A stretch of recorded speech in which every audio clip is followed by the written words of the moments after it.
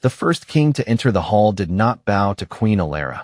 He placed a contract on her throne and called it a marriage proposal. That was the moment Caleb Monroe understood what the night really was.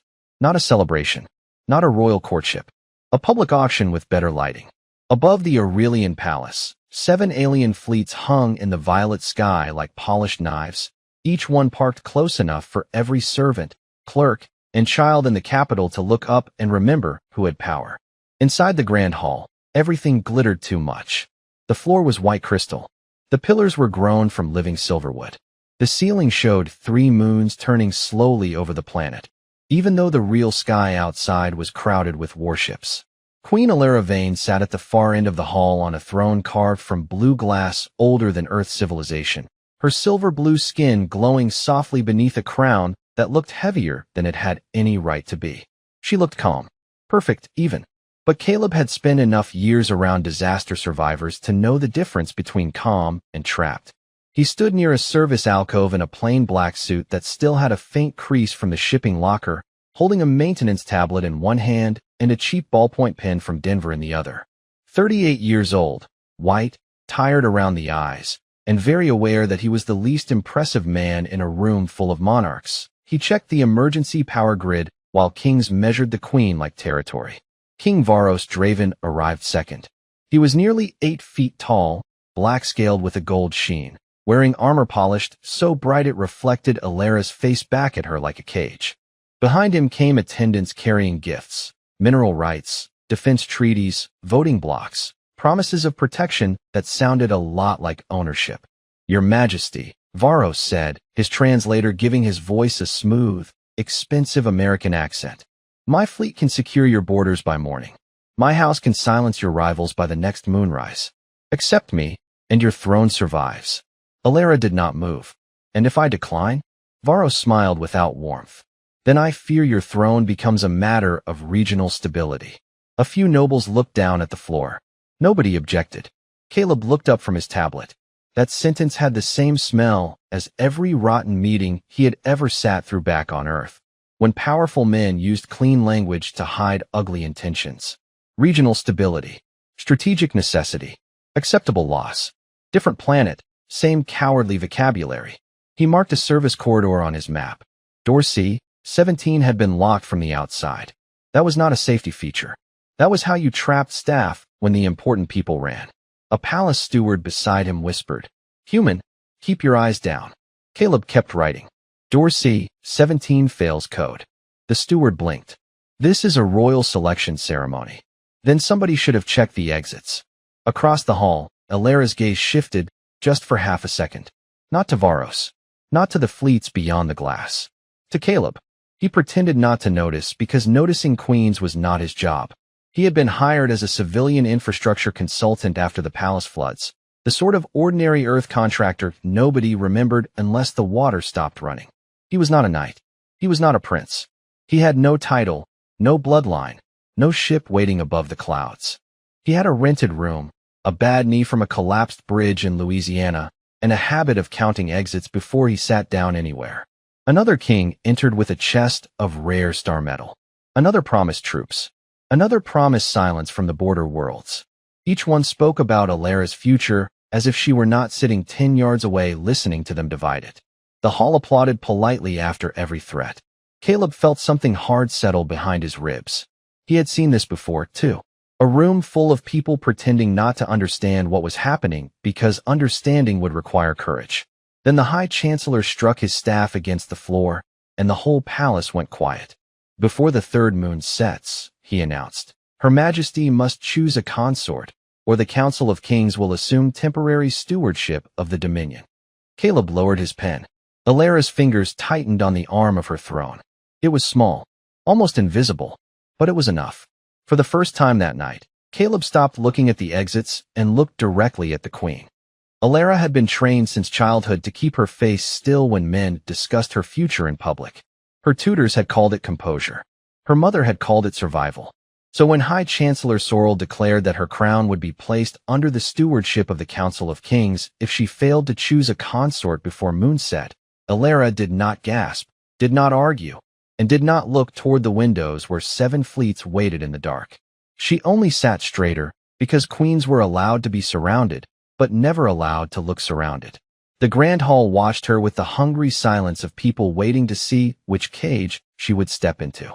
King Varos stood nearest the throne, his smile soft enough for ceremony and sharp enough for a contract. King Orenvale tapped one long finger against the jeweled case containing his marriage offer. King Malrek Thorn whispered to his advisors without bothering to lower his voice. None of them asked Alara what she wanted. That was the thing Caleb noticed first. Not the fleets. Not the weapons hidden under ceremonial robes. Not even the Chancellor, who looked too calm for a man supposedly protecting his queen. It was the simple, ordinary cruelty of the room. Everybody had something to say about Alara Vane, and nobody seemed to remember she was sitting right there. Caleb had grown up in Colorado with a mother who could silence a dinner table by setting down a serving spoon too hard. He knew what it looked like when someone was being cornered politely. Alara lifted her chin.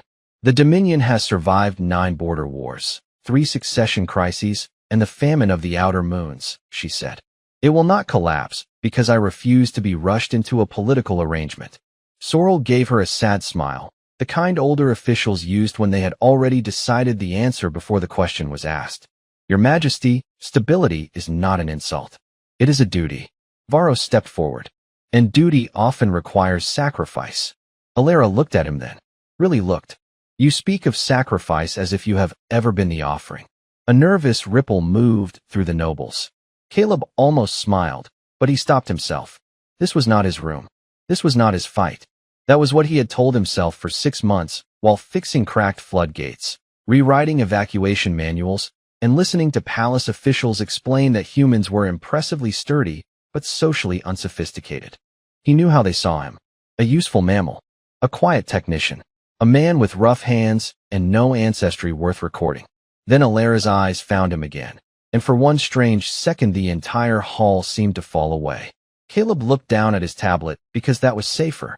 Dorsey, 17, was still bothering him. So was the fact that the children of the lower household staff had been seated behind the eastern columns, far from the main exit.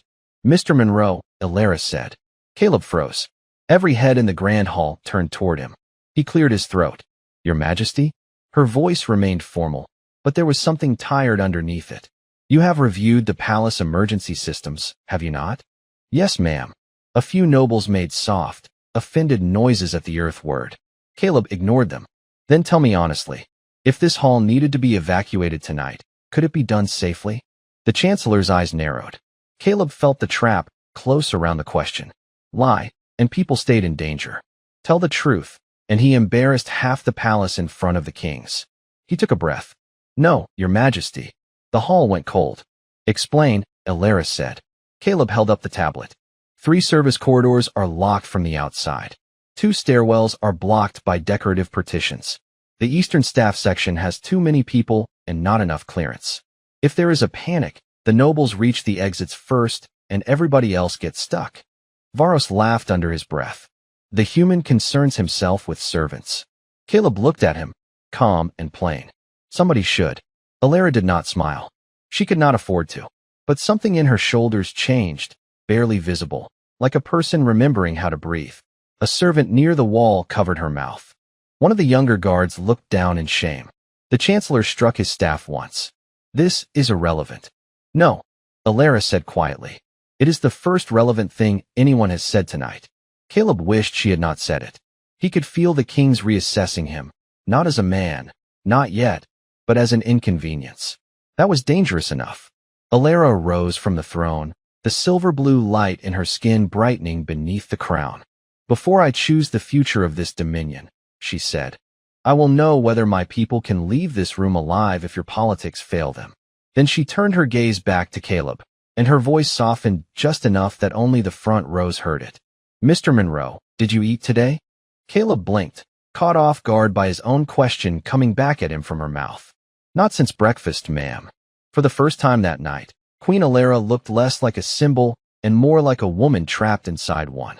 Neither did I, she said. And somehow, that small truth frightened the kings more than any threat she could have made. Caleb had spent most of his life being underestimated by people with cleaner shoes. On Earth, it had been department heads, city officials, contractors with golf course smiles, men who called him buddy while ignoring every warning he put in writing. On Aurelian, it was nobles with glowing robes and kings who smelled faintly of metal and expensive incense. Different planets, same look in their eyes. They saw a white human man in a slightly wrinkled suit holding a maintenance tablet, and they decided they already knew the whole story. He was useful until he spoke. Then he was rude. He was invisible until he noticed something. Then he was dangerous. After Alara asked about the emergency exits, the hall did not return to normal. It pretended to. Musicians near the west balcony resumed a soft, ceremonial melody. Servants moved trays of blue crystal cups through the crowd. The kings went back to smiling at the queen, but now their advisors were whispering while watching Caleb. He could feel it, that quiet turn of attention, like a room temperature dropping 1 degree at a time. King Varos walked toward him first. Up close, the alien monarch was enormous, built like a monument that had learned to breathe. His golden eyes lowered to Caleb's tablet. "Mr. Monroe," Varos said, making the human title sound like a stain. "You have an impressive talent for locating doors." Caleb kept his voice even. "It comes up more often than people think." A few alien nobles laughed, not because it was funny, but because they were waiting to see which direction power leaned. Varos smiled. "And on your world, does that qualify a man to advise queens?" Caleb looked past him, toward the eastern staff section. 2 young palace pages, no older than 12 by human measure, were standing too close to a blocked aisle. "On my world," Caleb said, "it qualifies a man to say when a building is unsafe." Varos leaned closer. "Careful. You are very far from your world." Caleb finally looked at him. "Yes, sir. I noticed. That was all. No challenge. No raised voice. Just a flat answer from a man who had learned years ago that anger made people stop listening, and paperwork made them nervous. Varos did not like it. Men like him wanted fear or defiance. Caleb gave him neither. Across the hall, Alara watched from the throne, her face still locked in royal calm. She had seen warriors boast, ministers flatter, priests bless, and kings threaten. She had never seen a man refuse to perform for power. Caleb stepped away from Varos and returned to the service alcove, where the palace's old structural map hovered in pale blue lines above his tablet. The official map was beautiful and useless. It showed ceremonial paths, guest routes, royal procession lanes. Caleb had built his own version over 6 months, layer by layer, during inspections nobody cared about. He had marked bad hinges, dead sensors, overloaded crowd zones, backup air vents, stairwells wide enough for stretchers, and every manual override the palace architects had hidden behind decorative panels because visible safety equipment offended noble taste. His knee ached when he crouched to check the lower access port. It always did when the air got cold. The old Louisiana injury. Collapsed bridge, black rain, families waiting for buses that never came because someone important had approved the wrong evacuation model. Caleb could still hear a woman asking him where to take her children while officials argued inside a dry command tent. He had been younger then, loud enough to think shouting helped. It had not. So he had become quieter, better prepared, harder to move. A palisade approached him, nervous and pale green. "Mr. Monroe, Chancellor Sorrel requests that you submit all safety concerns after the ceremony." Caleb did not look up. "No," the aide swallowed. "No. After the ceremony is when people write reports about what they should have fixed before it." The aide had no answer for that. Then, from the throne, Alara spoke again. "Give Mr. Monroe full access to the original palace systems." The music stopped for the second time that night. Chancellor Sorrel turned slowly. "Your Majesty, that would be highly irregular." Alara's silver blue glow sharpened, not brighter, but colder. "So is trapping my staff behind locked doors." Caleb looked up, and for a moment he forgot the kings, the fleets, the ceremony, all of it. Because beneath the crown and the impossible pressure, Queen Alara had just chosen the truth over comfort in a room built to punish her for it. Then Sorrel smiled, and Caleb saw the first real crack in the night. The Chancellor was not offended. He was worried. Chancellor Sorrel recovered faster than anyone else in the hall, but Caleb had already seen it, that tiny flash of alarm behind the old alien's polished eyes. It was the look of a man who had built a trap and suddenly heard something move inside the walls. "Your Majesty," Sorrel said gently, The original palace systems are ceremonial infrastructure. Outdated. Symbolic. Hardly useful to an earth contractor. Caleb almost laughed at that. He had heard the same thing from a county commissioner in Texas about a floodgate that failed 3 weeks later. Outdated usually meant forgotten. Symbolic usually meant nobody wanted to pay attention until it killed someone's career. Alara did not look away from the chancellor. If the systems are useless, there is no harm in letting him see them. Sorrel's mouth tightened. King Varos watched the exchange with new interest, his heavy hands folded behind his back. Surely the queen does not intend to delay the selection over hallway maintenance. I intend to know what kind of room I am standing in, Alara said. The words were calm, but something in the hall shifted. Servants stopped pretending to be invisible. Younger nobles looked at one another. The kings did not like that. Power worked best when everyone agreed not to name it out loud. Sorrel lifted his staff, and a wide ring of blue light opened above the floor, projecting the ancient coronation law in tall, glowing Aurelian script. The symbols curled and twisted like living vines, beautiful enough to hide how ugly the moment had become. Then let us speak plainly, Sorrel announced. By the First Continuity Act, the sovereign must bind the throne to a recognized consort before the third moon descends. Failure to do so transfers temporary stewardship to the Council of Kings for the preservation of the Dominion. The hall murmured. Caleb stared at the projection, then at the translation scrolling beneath it. Something felt off. Not wrong exactly, but too smooth, like a contract that had been edited by lawyers who knew nobody would read the old version. He raised one hand. Half the room looked offended that he had a hand to raise. Is that the direct translation? Sorrel turned toward him slowly. It is the approved court translation. Caleb nodded once. That was not my question. A silence fell, the kind that made every cough sound political. Alara looked at Caleb, and he saw the smallest warning in her eyes. Careful. He understood. He also understood locked exits, fake safety reports, and officials who smiled while burying the part of the document that mattered. I would like the literal translation, Caleb said. Sorrel's voice cooled. You are not a legal scholar. No, sir, Caleb said. I just know people hide things in wording. Varos gave a low, amused sound. This human insults the chancellor in his own court. Caleb kept his eyes on the glowing law. I am asking for the source text. Alara rose one step from the throne. Granted. For a moment, nobody moved. Then a young archivist near the rear console, shaking so badly her silver bracelets clicked together, entered the command. The approved translation vanished. In its place appeared an older, rougher line of language. The palace translator hesitated, then rendered it in plain English. The sovereign shall choose a sworn equal who lays no claim upon the throne. Caleb felt the air leave the room. Alara read it once. Then again. King Varos stopped smiling. Sorrel lowered his staff half an inch, and Caleb knew. That was the part they had buried. Not consort. Not king. Not husband bought with fleets and border treaties. A sworn equal. Someone who did not claim her crown. Every alien monarch in that hall had arrived with conditions, armies, voting blocks, and demands. Every one of them had already disqualified himself before the ceremony even began. Alara turned from the law to the kings, and for the first time that night, her calm did not look like a cage. It looked like a door opening. Chancellor, she said softly, how long have you known? Sorrel said nothing. That silence answered for him.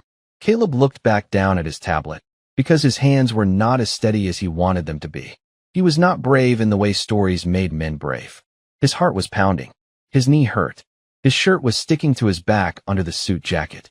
But he knew the shape of this now. The locked exits, the buried wording, the fleets outside, the staff placed far from safety. This was not a ceremony drifting toward disaster. This was a disaster dressed up as tradition. Alara looked across the hall, past every king who had come to own her, and her eyes landed on Caleb Monroe. Nobody spoke. Nobody even breathed loudly.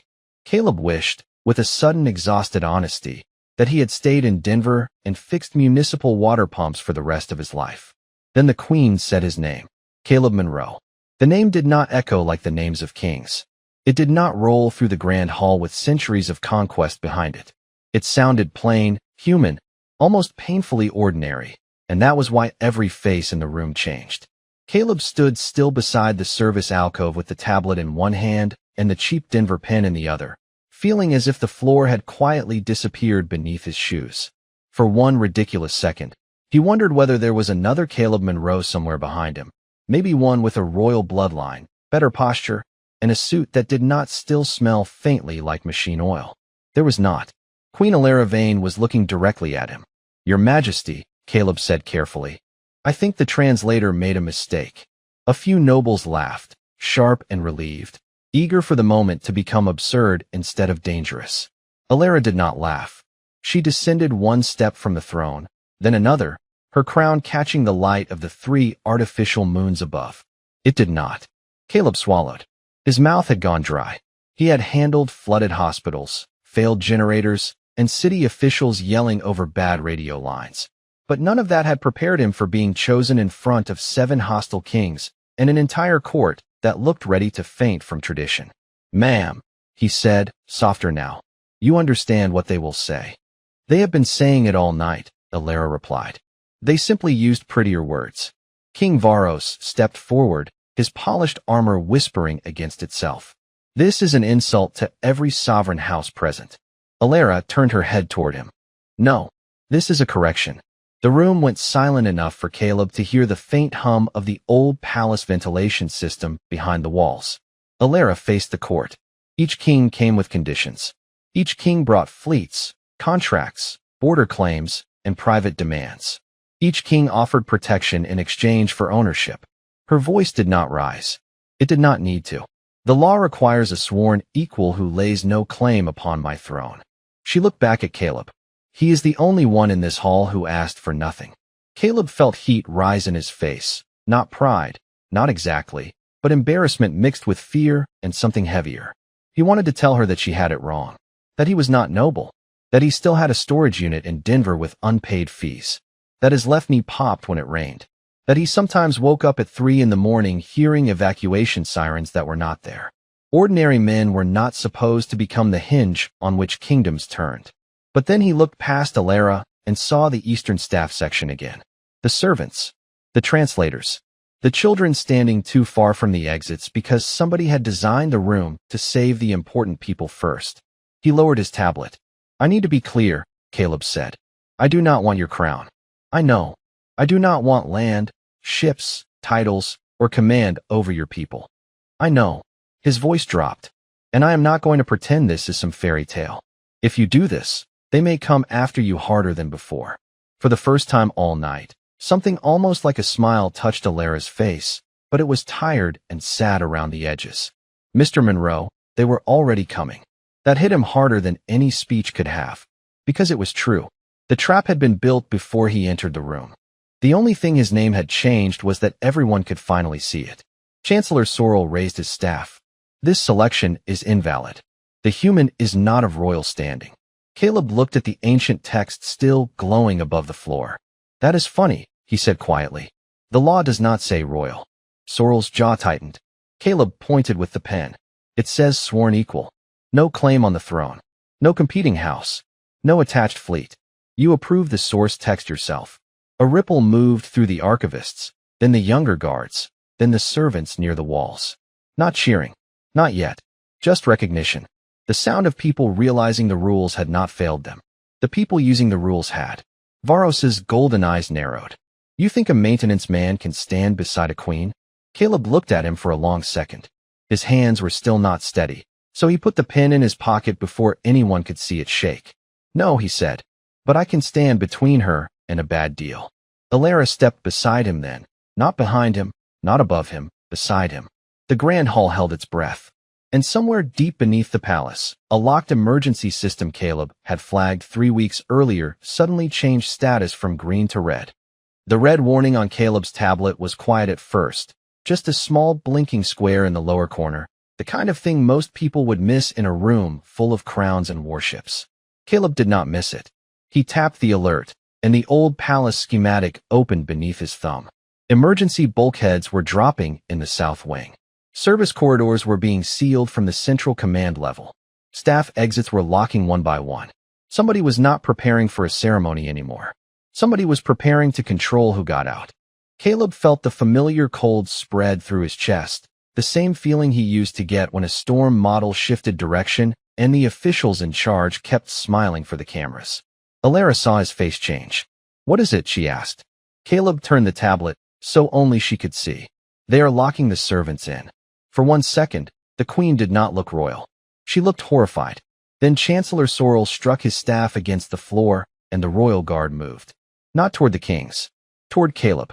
Their bright ceremonial armor split into 2 clean lines across the hall, blocking the main exits with the kind of practiced precision that proved this had been planned. The music died. Servants froze with trays in their hands. Children near the eastern columns went silent. Varro smiled like a man watching a machine finally do what he paid for. "For the protection of the Dominion," Sorrel announced, "Queen Alara is to be removed from public influence until this human contamination is reviewed by the council." Caleb looked at Alara. "Can you walk fast in that dress?" Her eyes snapped to him. "Yes." "Good. Stay on my left."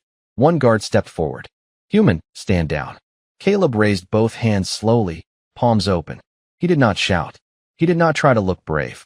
His heart was hammering so hard he could feel it in his teeth, but his voice came out level. "I'm standing down." Then he pressed the Denver pin against the maintenance tablet and snapped off the cap. It was not just a pen. It was a cheap plastic shell around a manual access spike he had built after the palace denied his third safety request. The tablet flashed amber. A hidden service panel behind the throne clicked open. Alara stared. "You built an override?" "No, ma'am," Caleb said, already moving. "I found the one your palace forgot it had." Varos barked an order, and the guards advanced, but Caleb was faster than they expected because he was not running at them. He was running away from the obvious exits. He grabbed Alara's wrist only long enough to guide her, then released it as if even now he remembered she was not property to be dragged. This way, they slipped behind the throne into a narrow maintenance passage as the court erupted into panic behind them. Caleb hit the wall control, and an old mechanical door slid shut with a heavy, honest sound. No light show, no royal polish, just steel, gears, and a lock that did not care about politics. In the dim service tunnel, Alara gathered the front of her gown and followed him without complaint. "Mr. Monroe," she said, breath tight but controlled. "How many people are trapped out there?" Caleb checked the tablet while moving. "Too many. But not all of them if we move now." He opened a palace-wide analog channel, the backup system nobody used because it made the royal announcements sound flat and old-fashioned. His voice crackled through kitchens, laundry rooms, nursery corridors, and lower staff halls. "This is Caleb Monroe from Infrastructure. If you are in the Eastern Hall, do not use the main doors. They are sealed. Move to Service Corridor 3, then down 2 levels. Follow the blue emergency lamps. Do not run. Hold the hands of the kids. Help anyone who falls behind." Alara looked at him as they hurried through the narrow passage. "They will hear you. That is the idea." "No, I mean the kings." Caleb turned a corner, his bad knee burning. "They already know where I am." Another alert turned red. Then another. The palace was being closed like a fist. Caleb stopped at a junction and pulled open a dusty wall cabinet. Inside were paper maps, old flashlights, and emergency masks sealed in gray packets. He handed one to Alara. She looked at the plain human-style label he had taped over the Aurelian script weeks ago. "You prepared for this?" Caleb shook his head. "I prepared for people in charge being stupid." Behind them, something heavy struck the mechanical door. The tunnel lights flickered. Alara lifted her chin, but Caleb saw her hand tremble once before she hit it. He did not pretend not to notice. He just gave her a flashlight. "Your Majesty," he said, "I need you to trust me for about 10 minutes." She took it. And after 10 minutes, Caleb looked down the dark service corridor, where blue emergency lamps were finally blinking awake, one by one. "Then we make them explain to your people why a human contractor cared more about their lives than their kings did." The service tunnel was barely wide enough for Caleb and Alara to move side by side, and the walls sweated cold condensation from pipes older than half the royal bloodlines upstairs. It was not beautiful. That was why Caleb trusted it. Beautiful things in the palace were usually designed to impress people who never had to escape through them. He moved with the tablet held low, following the blue emergency lamps as they flickered awake one after another, each one a small victory from a list nobody but him had cared about. Behind them, the heavy mechanical door groaned under pressure, but it held. Not forever. Long enough. Caleb had built most of his adult life around long enough. Long enough for the buses to arrive. Long enough for the water to drain. Long enough for scared people to find a way out before the important people finished arguing. Alara kept pace beside him. Her silver blue glowed dimmer in the narrow corridor, her crown gone slightly crooked from the rush. She noticed him limping. "Your leg," she said. "Old problem. Are you injured?" "Not tonight." "That is not what I asked." Caleb glanced at her, surprised by the edge in her voice. She was afraid, but not for herself. That made him look away faster than he meant to. "A bridge went down in Louisiana years ago. I was helping with evacuation logistics. Got caught under a support beam for a while." Alara was quiet for several steps. "Did your leaders listen to your warnings?" Caleb gave a dry little breath that was not quite a laugh. "Some did. The ones who mattered waited until after the hearings." He stopped at a junction where 3 tunnels split under the palace. On the official map, 2 were marked inactive. On Caleb's version, both were clear enough for children, staff, and anyone who did not mind dust. He opened the analog channel again. "Lower kitchens, take the left service stair. Nursery wing, stay with the blue lamps. Do not go toward the music hall. It is blocked. If you see an elderly worker or a child alone, you stop and bring them with you. Nobody gets left because they are not important enough." Alara stared at him as his voice faded through the speakers. "You memorized all of this." Caleb tapped the tablet. "I mapped it." "Why?" He looked at her like the answer should have been obvious. "Because nobody else did." They reached an old maintenance gallery overlooking the lower staff concourse. Below, dozens of palace workers were moving through the emergency route, frightened but orderly. A young page held the hand of a laundry worker. 2 cooks carried a box of medical supplies. An archivist guided 3 children beneath a half-open security shutter Caleb had marked for repair 3 weeks before. Alara gripped the railing. Caleb saw her face change as she watched them. Not queenly outrage. Something more personal. Shame. "They were always beneath my feet," she whispered. "Every day? And I never saw these halls." Caleb softened his voice. "You were not supposed to. That is how palaces work.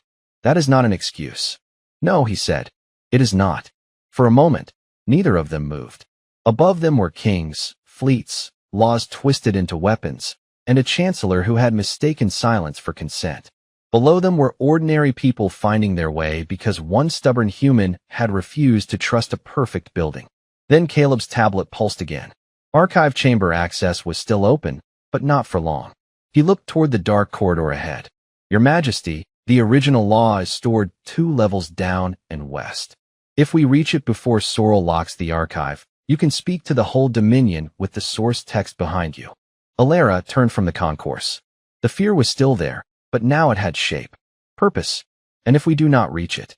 Caleb tucked the tablet under one arm and forced weight onto his bad leg. "Then 7 kings get to pretend this was legal." Alara stepped beside him. "No hesitation now." "Then we keep walking." Caleb nodded once and started down the corridor. Behind them, the staff routes filled with blue light, and for the first time that night, the palace did not feel like a cage. It felt like a building learning how to open. The archive chamber sat beneath the palace like a secret somebody had mistaken for history. Its doors were not gold or crystal. They were plain gray stone, scratched at the base from centuries of being opened by workers, not kings. Caleb liked that immediately. Real things had marks on them. Alara pressed her palm against the entry plate, and for one awful second nothing happened.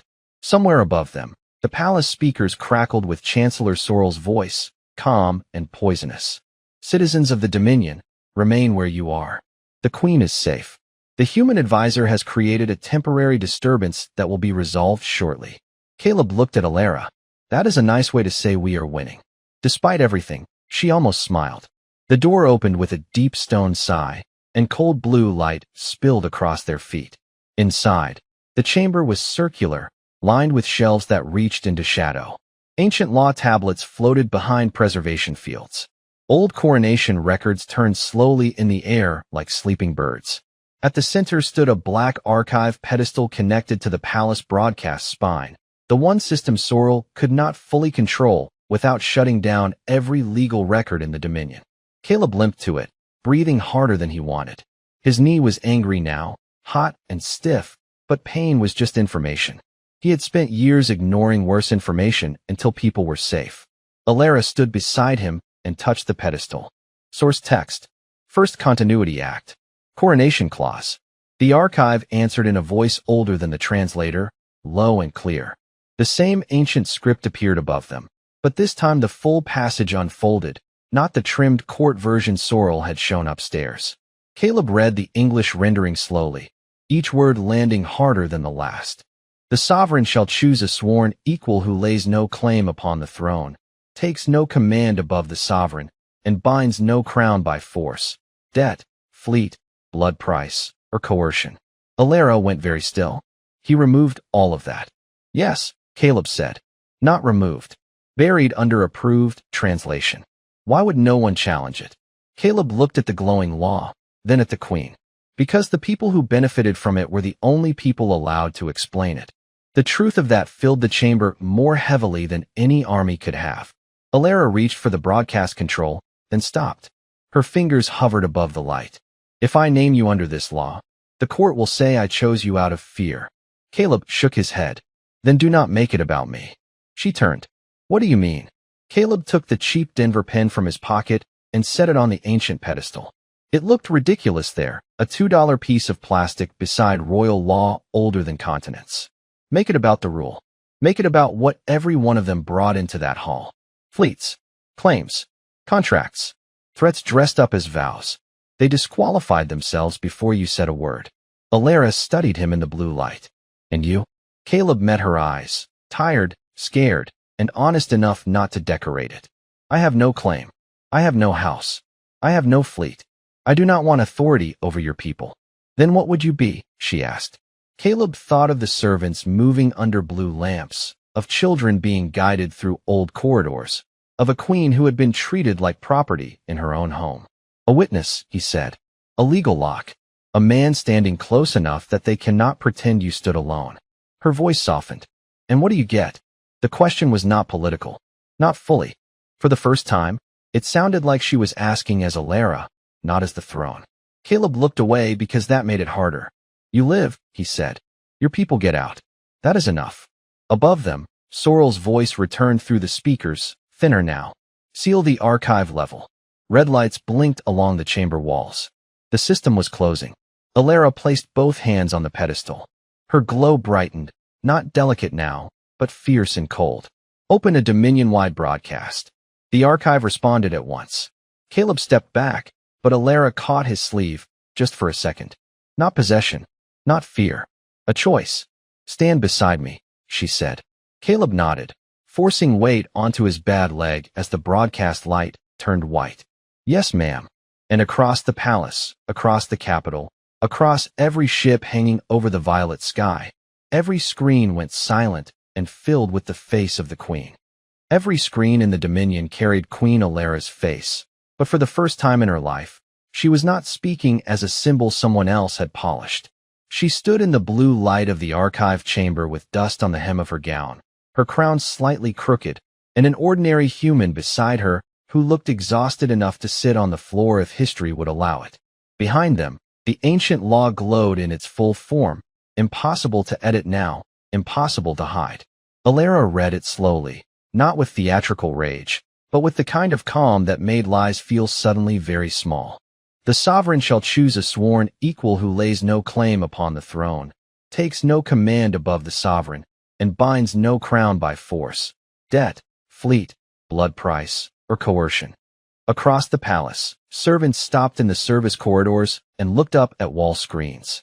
In the grand hall, nobles who had spent years pretending not to understand politics suddenly understood every word. In orbit, 7 alien fleets received the same broadcast, and for once, none of their kings had a better translation ready. Alara looked into the recorder. Each monarch who came tonight brought claims, conditions, and armed pressure to my sky. By the law they claimed to defend, they disqualified themselves before they entered my hall. Chancellor Sorrel appeared on a split channel, pale with anger. This broadcast is unauthorized. Caleb leaned slightly toward Alara and murmured, that means it is working. She almost smiled, then continued. I choose Caleb Monroe as sworn equal under the First Continuity Act. He receives no command over the Dominion. He receives no claim upon my throne. He receives no crown, no territory, and no right above my people." King Varos cut into the channel, his golden eyes burning with humiliation. "Then what is he?" Alara turned her head and looked at Caleb, and the whole dominion watched a queen answer a question no king had thought to ask honestly. "He is the man who wanted nothing from me when everyone else wanted everything." Silence moved through the palace like weather. Then, one by one, the royal guard lowered their ceremonial staffs. Not to Caleb, to Alara. The young archivist who had revealed the source text stepped forward first. Then the kitchen staff in the lower halls. Then the nurses, translators, pages, engineers, and clerks who had followed Caleb's blue emergency lamps out of locked corridors. They were not chanting. They were not celebrating. They were simply standing where they could be seen. That was enough. Sorrel's authority collapsed without a grand speech, because authority built on hidden words cannot survive once ordinary people hear the truth. Varos tried to issue one final order, but no one moved. The kings had brought fleets, but Caleb had brought witnesses. Later, when the third moon finally slipped below the palace roof and the old law sealed itself around Alara's reign, she offered Caleb a silver circlet no heavier than a wedding band and no more powerful than a promise. He looked at it for a long time. "I am not good at royal things," he said. Alara's voice was soft. "Good. I have had enough of royal things." Caleb gave a tired smile, the first real one she had seen from him all night. "Then I can stand beside you." Years later, children in the Dominion would learn that the throne was not saved by the strongest king, the largest fleet, or the oldest bloodline. It was saved because one tired man from Earth checked the exits, read the fine print, and refused to take what was not his. And that was the lesson the galaxy remembered longest. Real love does not make a cage look beautiful. Real love opens the door, steps back, and lets you remain yourself.